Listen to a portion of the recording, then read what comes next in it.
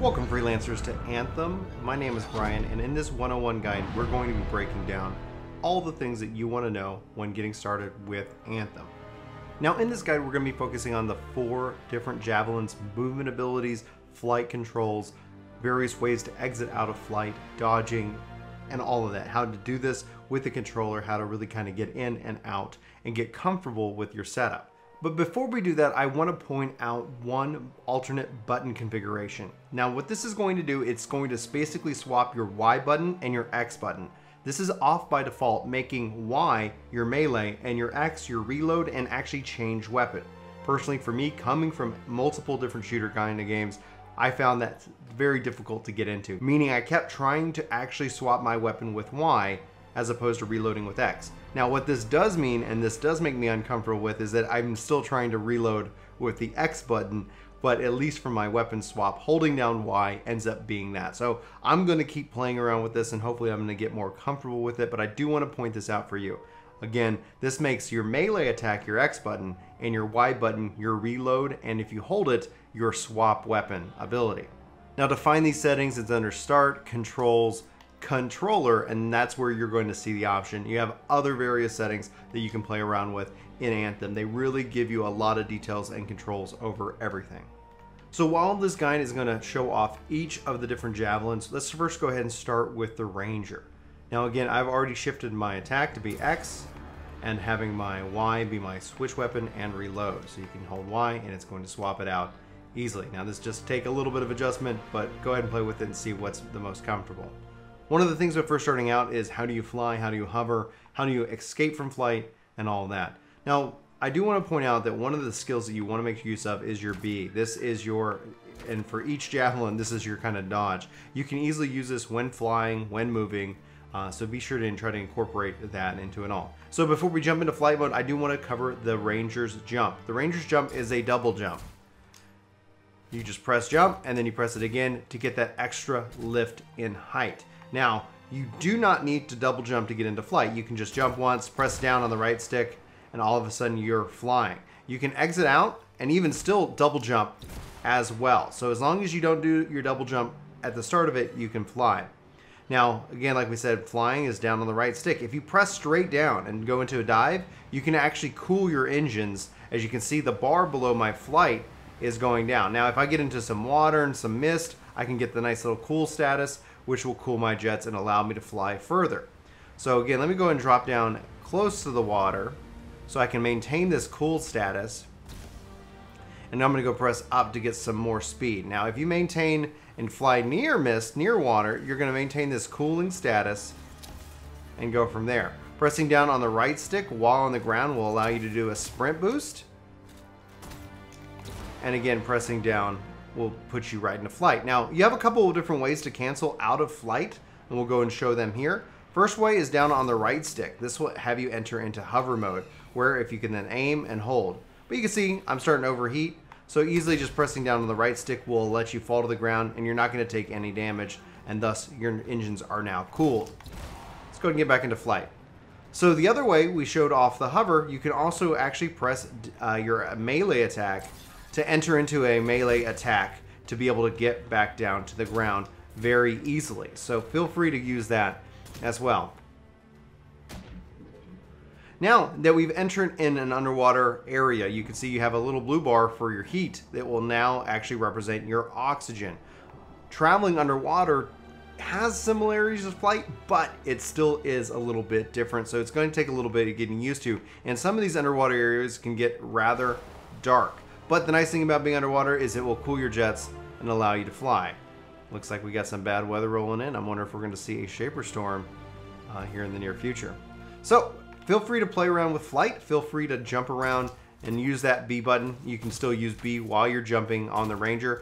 On the Storm, you'll actually be able to teleport, and I'll show you guys that here right now.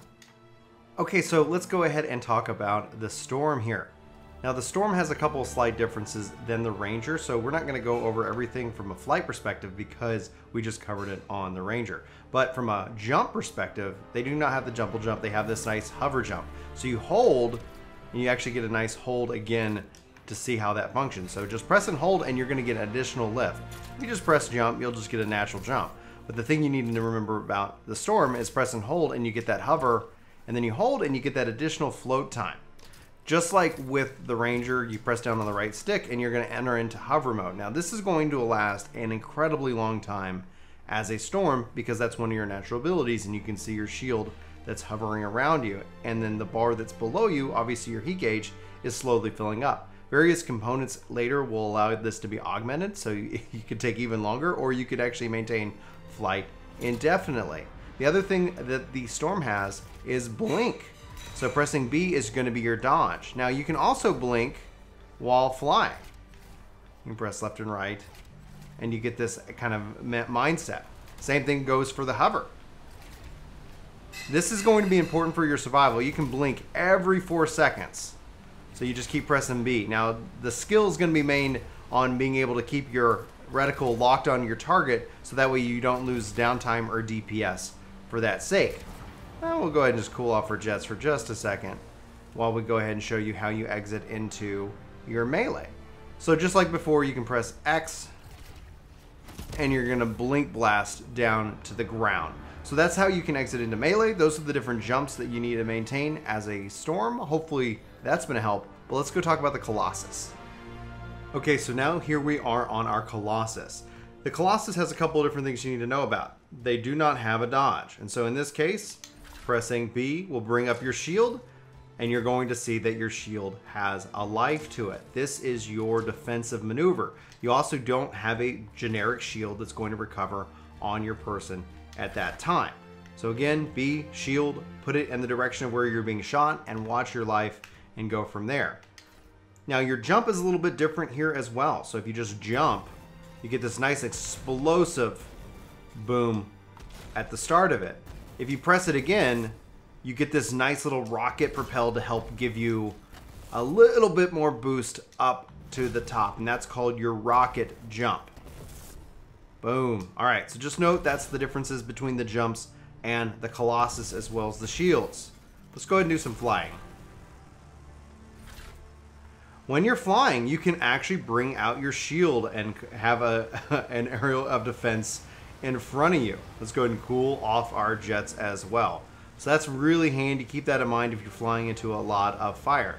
Same thing as before. Exiting into a nice smash, killing these grabbits right here, adding to their statistical total of deaths in the game world. These guys look a little creepy, but hey, what's up, buddy? How you doing? Anyway, so beyond that, flight down on the right stick and you get your hover. You can see that my jets heat up pretty quickly. I'm putting up a lot of weight here, so you're not going to have the most hover time when it comes to the Colossus. Pretty straightforward. Rocket jump helps give you that additional boost. Hover just like everybody else, and then down on the left stick to enter into flight. Flying, shield, Iron Man, Captain America, whatever, it's all good. Now let's talk about the Interceptor. All right, so now for the Interceptor, you have a lot of movement options. First, let's go ahead and start with your jump. You actually have a triple jump that allows you to cover a lot of distance with just this alone. You also have a dodge that has a short cooldown that you can weave in between your jumps, thus even giving you way more control. Let's cool off our jets for a second. Let's go ahead and jump into some melee action. Jump, dodge, jump, dodge, jump, dodge as well. If you hold down the dodge button itself, you actually get 3 boosts that you can use. So you can weave in your jumps and your dodges to really try to make up a lot of ground. But remember, you got to hold it down. If you just press it once like a button, it's going to go into cooldown mode. So that's where it's different. Triple jump, triple dodge, triple jump, flight. Really, I love it. I love this Interceptor. It's got a lot of ability, a lot of range. I mean, it's really the dancing ninja of the sky, if we're just being honest.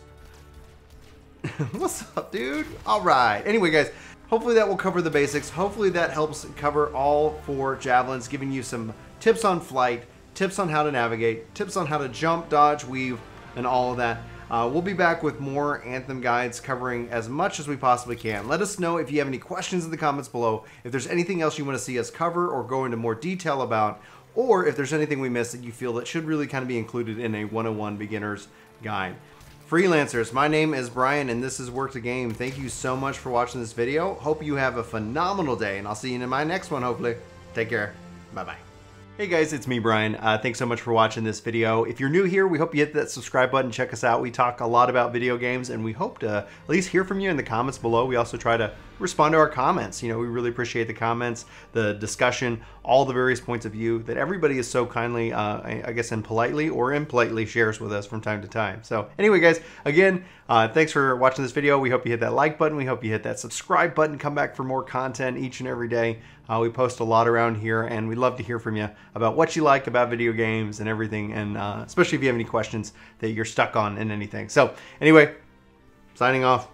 See you next time.